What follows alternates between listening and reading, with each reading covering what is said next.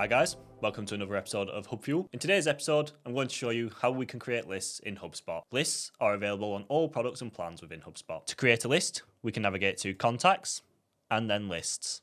From here, I can click Create List and I can create either a contact-based or a company-based list. On this occasion, I'm going to choose company-based. I'm going to create a list based on the industry, being any of computer software.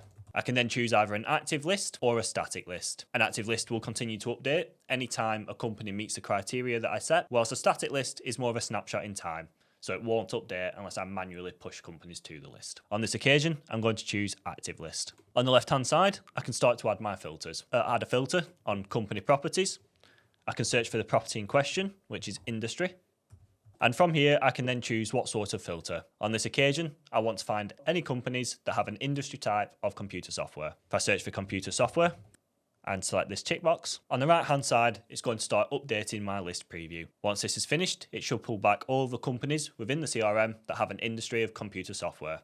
And as you can see, there are currently 10 of them. Once I'm happy with my list, I can click Save List in the top right-hand corner, and this will create the full list for me. And as I head back to my lists, you can see that new list has been created, and after a period of time, it will begin to fill out the size. And that is how we create lists in HubSpot.